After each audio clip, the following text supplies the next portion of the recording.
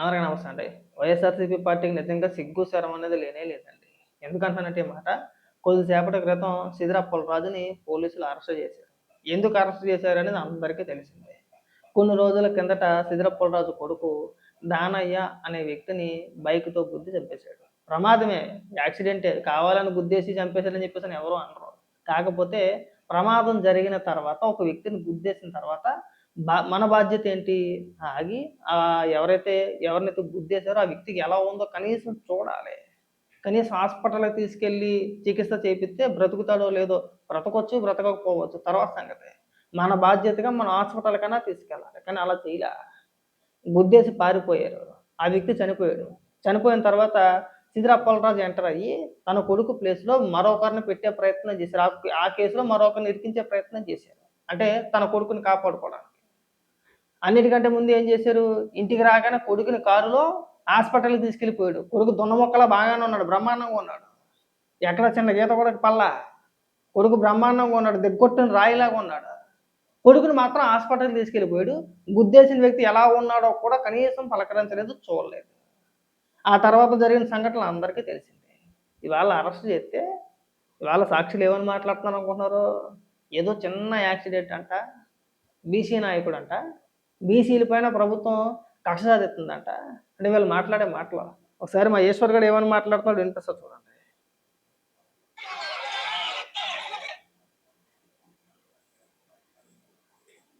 సేదిరి అప్పలరాజు గారు క్లియర్ గా చెప్తున్నారు, ఇది ఒక యాక్సిడెంట్ కేసు, అందులో కూడా తనను ఇరికించారనేది ఆయన చెప్తున్నమాట. సతీష్, ఒక విషయం గుర్తు చేసుకోవాలి. ఒక బీసీ నాయకుడని మాట్లాడుకున్నాం, ఒక డాక్టర్ అని మాట్లాడుకున్నాం, ఒక ప్రొఫెసర్ అని మాట్లాడుకున్నాం, ఒక రాజకీయ నాయకుడిగా ఎదిగిన తీరు గురించి మాట్లాడుకున్నాం, అలాగే ఆయన మంత్రిగా చేసినటువంటి సేవల గురించి మాట్లాడుకున్నాం. నాకు ఒక విషయం గుర్తుకొస్తోంది, కాశీబుగ్గ అనుకుంటాను, అది వెంకటేశ్వర స్వామి టెంపుల్ లో ప్రమాదం జరిగినప్పుడు ఈ ప్రభుత్వ యంత్రాంగం కంటే, డాక్టర్ల కంటే, అక్కడ అంబులెన్స్ కంటే ముందుగా అక్కడికి చేరుకుని ఎంతో మందికి సేవ చేసి ఊపిరి పోశారు.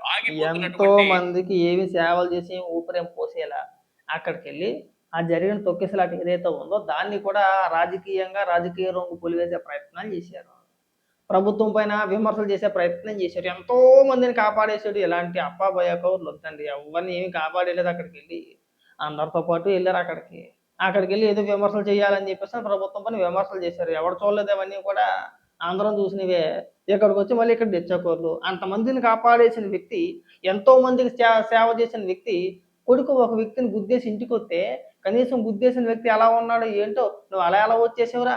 గుద్దేసిన వ్యక్తిని కనీసం హాస్పిటల్ కన్నా తీసుకెళ్ళాలి కదా. నువ్వు అక్కడే ఉండి ఫోన్ చేసి ఉంటే మేమంతా వద్దాం కదా. ఏదో జరిగింది తప్పు.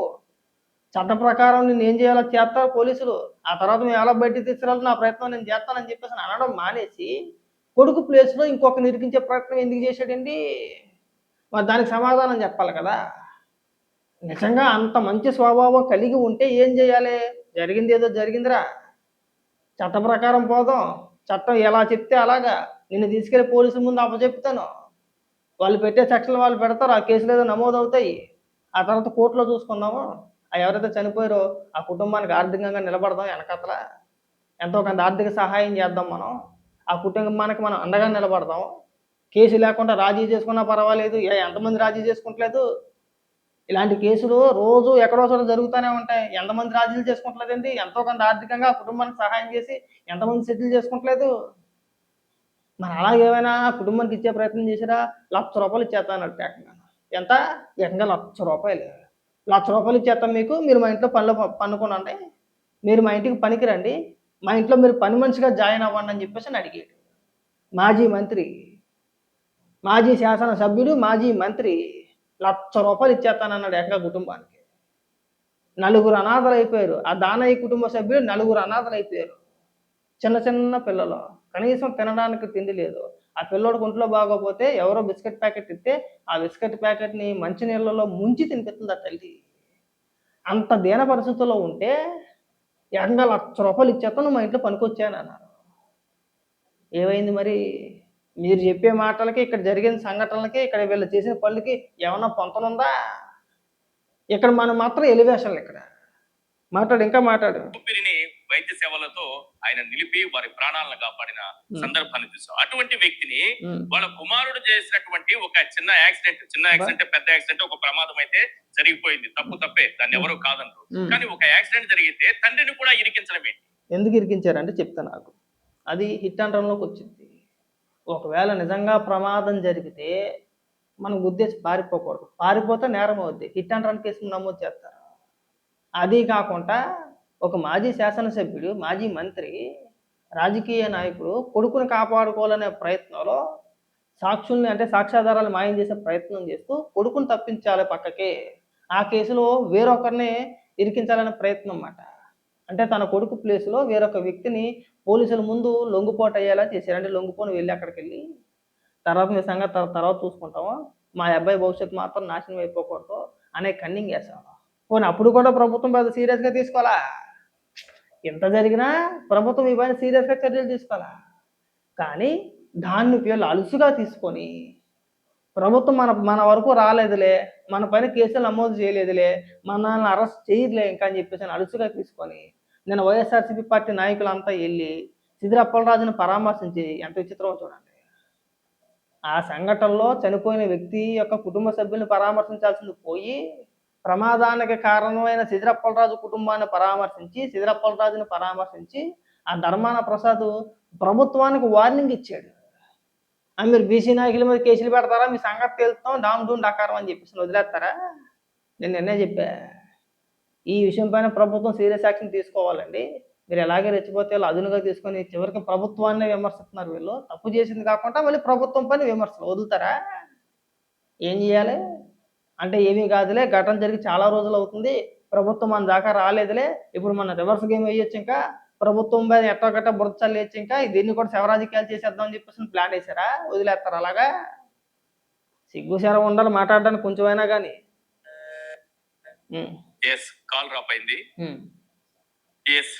సిచ్యువేషన్ మనం చూస్తున్నాము. అదుపులోకి తీసుకున్న పోలీసులు పోలీస్ స్టేషన్ కు తరలిస్తున్నారు సీదిరి అప్పలరాజును. ఒక యాక్సిడెంట్ కేసు, ఆయన కుమారుడు ఒక యాక్సిడెంట్ బైక్ పై వెళుతూ ఒక యాక్సిడెంట్ చేశారు. అక్కడ జరిగినటువంటి ప్రమాదంలో ఆ బైక్ ఢీకొనడంతో ఒక వ్యక్తి మరణించారు. ఇది జరిగింది. కానీ ప్రమాదం జరిగింది, తప్పు జరిగిపోయింది, ఒక ప్రాణం కూడా పోయింది.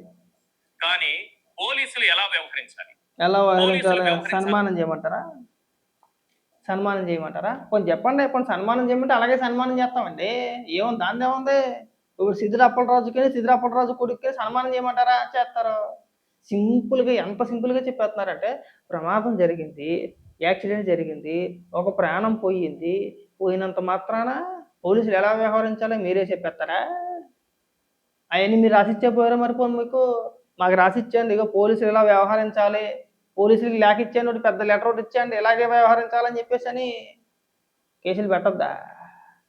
ప్రధాన పాత్ర సిదిరి అప్పలరాజుదే. కన్నింగ్ తెలివితేటలమాట. ప్రమాదం జరిగినప్పుడు ఎలా అయితే వ్యవహరించాలో అలా వ్యవహరించి ఉంటే ఇంతవరకు వచ్చేది కాదు. సిదిరి అప్పలరాజు ప్లేస్లో అతని కొడుకు స్థానంలో వేరొకరిని పంపించాల్సిన అవసరం ఏముందండి? ఎందుకు పంపించారు? ఎవరి కోసం? అంటే ఎవరిని మభ్యపెట్టడానికి? ఏం చేద్దామని చెప్పేసి అంటే కొడుకుని రక్షించుకోవాలని చెప్పేసి. ఎదుటోళ్ళు నలుగురు, ఆ కుటుంబ సభ్యులు, ఆ దానయ్య కుటుంబ సభ్యులు, 2 చిన్నపిల్లలు, భార్య, తల్లి, వాళ్ళ నలుగురు రోడ్డు మీద పడిపోయినా పర్వాలేదు కానీ కొడుకు పైన మాత్రం కేసు పెట్టకూడదు, కేసు నమోదు కాకూడదు. మళ్ళీ కొడుకు భవిష్యత్తు నాశనం అయిపోద్ది. నలుగురు అనాథలు అయిపోయినా పర్వాలా, ఒక వ్యక్తి ప్రాణం పోయినా పర్వాలేదు కానీ కొడుకు మీద మాత్రం కేసు పడకూడదు. అందుకని చెప్పేసి వేరొక వ్యక్తిని తీసుకొచ్చి ఆ కేసులో ఇరికించే ప్రయత్నం చేశారు. అరే ఎన్ని కన్నింగ్ తెలివితేటలండి ఇవి! ఇవన్నీ కన్నింగ్ తెలివితేటలు కాదా? పైగా ఇక్కడికి వచ్చి మీలాంటి వాళ్ళందరూ ఏమని మాట్లాడతారు? కేసులు పెట్టకూడదని మాట్లాడతారా? బీసీ నాయకుడు అని మాట్లాడతారా? ఇప్పుడు మళ్ళీ మా బీసీ కులాన్ని అడ్డం పెట్టుకుంటారా? పైగా బీసీ నాయకుడు చెప్పు తెగిపోద్ది, ఎవరిని పడితే వాళ్ళని బీసీ నాయకుడు, బీసీలందరికీ వీళ్ళ ప్రతినిధి, ఇలాంటి మాటలు మాట్లాడితే చెప్పులు తెగిపోద్ది. మేము బీసీలమే. సిదిరి అప్పలరాజు వల్ల కానీ, ఆ జోగి రమేష్ వల్ల కానీ, లేదంటే ఇంకొకటి వల్ల కానీ మా బీసీ కులానికి జరిగిన న్యాయం కానీ, లేదంటే మాకేమైనా ఒరిగింది కానీ ఏమీ లేదు. మా కులానికి చేసిన పని ఏమీ లేదు, మమ్మల్ని ఉద్ధరించింది ఏమీ లేదు.